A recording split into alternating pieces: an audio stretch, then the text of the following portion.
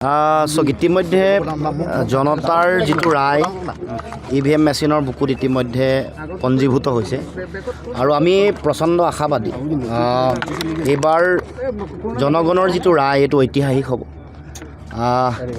অসমৰ জনগণৰ কাৰণেও আশাপ্ৰদ হ'ব আৰু আমি আমাৰ দলে বিশেষকৈ খোৱাং সমষ্টিত মই ভাবোঁ যে খুব ভাল ফলাফল এইবাৰ ৰাইজে পাব আমি খুব শক্তিশালীভাৱে এবাৰ খোৱাং সমষ্টিত অসম জাতীয় পৰিষদ জাতীয়তাবাদৰ আত্মপ্ৰকাশ ঘটিব কি ক'ব যেহেতু এক্সিট পলে যি ধৰণে এক বাৰ্তা দিছে অসমৰ বাবে গতিকে সেই সম্পৰ্কে আপুনি কি ক'ব এক্সিট পলৰ আপোনালোকে যিটো দীঘলীয়া যিটো গৱেষণা আপুনি দেখিব যে এভৰি অল্টাৰনেট যিটো এক্সিট পল তাতে ভুলকৈ দিয়ে ফেইলিয়াৰ পাৰ্চেণ্টেজ 57 10টা চেম্পল লওক লাষ্ট 10 ইলেকশ্যনছ যদি আপুনি উঠাই লয় আপোনাৰ ছাৰ্ভেৰ কাৰণে চেম্পল যদি লয় 57% হৈ গ'ল ফেইলিয়াৰ পাৰ্চেণ্টেজ অসমত যিটো এজেঞ্চিয়ে এক্সিট পল প্ৰথমে দিলে এক্সিছ মাই ইণ্ডিয়া তেওঁলোকৰ যোৱাবাৰ যেতিয়া লোকসভা 2024 চনৰ লোকসভা নিৰ্বাচনত বিজেপিৰ চৰকাৰৰ যিটো শ্লোগান ইছ বাৰ 400 পাৰ সেইটো ফ'ল' কৰি মোদীক প্লিজ কৰিবৰ কাৰণে 361ৰ পৰা 401 দিছিলে আৰু বিশেষজ্ঞসকলে কৈছে যে এইটো আটাইতকৈ বুলিছ প্ৰেডিকশ্যন আৰু কি ক'ম মই বিৰোধী মঞ্চ কিমানখন আসন লাভ কৰিব কিমানখন আসন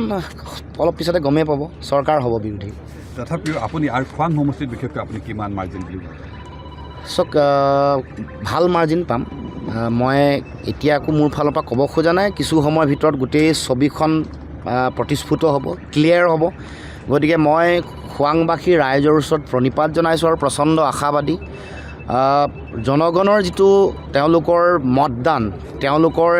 ইতিমধ্যে তেওঁলোকে ভোটদান কৰি EVM মেচিনত তেওঁলোকৰ সিদ্ধান্ত যিটো দিলে তাক মই শ্ৰদ্ধা জনাই ক'ব খোজোঁ যে এইবাৰ খোৱাংবাসী ৰাইজে খোৱাঙৰ জনতাই লুৰিণজ্যোতি গগৈ জাতীয়তাবাদ আৰু অসম জাতীয় পৰিষদৰ পক্ষত ৰাইজে ভোটদান কৰিছে খোৱাঙত চাহ জনগোষ্ঠীয় লোকৰ ভোট কেনেধৰণে লাভ কৰিছে বুলি আপুনি কেনেকুৱা প্ৰেডিকশ্যনটো চাওক চাহ জনগোষ্ঠী আন জনগোষ্ঠী সকলো জনগোষ্ঠীয়ে ভোট পাইছোঁ আপোনালোকে ভালকৈ যদি খবৰ লয় গ্ৰাউণ্ড ৰিপৰ্ট যদি লয় সকলো খিলঞ্জীয়া জাতি জনগোষ্ঠী চাহ জনগোষ্ঠী সকলোৱে মই কাৰোবাৰ হৈ কোনোবা এটা জাতি জনগোষ্ঠী হৈ নিৰ্বাচন খেলা নাই মই জনগণৰ হৈ খোৱাংবাসী ৰাইজৰ সামগ্ৰিক উন্নয়নৰ কাৰণে অসমৰ মাটিত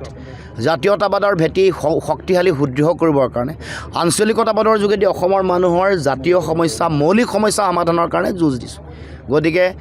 সকলো মানুহৰ সকলো সমান অংশগ্ৰহণ হৈছে সকলোৱে খুব ভালকৈ ভোটদান কৰিছে আৰু যিটো এটা